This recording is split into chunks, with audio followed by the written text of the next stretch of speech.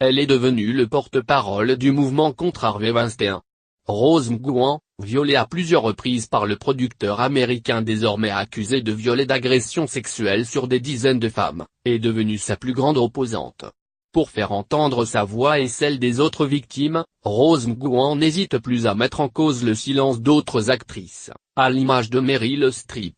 Des actrices, comme Meryl Streep, qui ont été heureuses de travailler avec The Pigments et porteront du noir pendant les Golden Globes en guise de protestation silencieuse. Votre silence est le problème, avait-elle déclaré sur Twitter avant d'effacer son message. Cette attaque a blessé Meryl Streep qui a tenu à se défendre via un communiqué officiel que relaie le magazine People.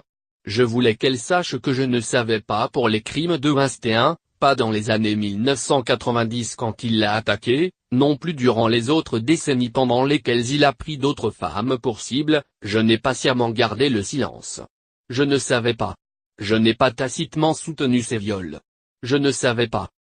Meryl Streep poursuit sa défense, assurant que, contrairement à ce qui est régulièrement dit ces dernières semaines, tout le monde n'était pas au courant du comportement d'Harvey Weinstein.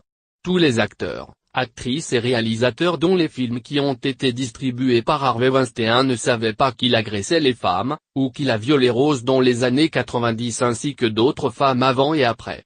Du moins pas jusqu'à ce qu'elles nous le disent, écrit Meryl Streep. L'actrice américaine croit savoir que le producteur a tout mis en œuvre pour qu'elle ne découvre pas ses agissements.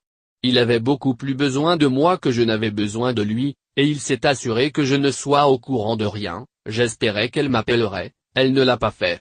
J'espère donc qu'elle lira ce message.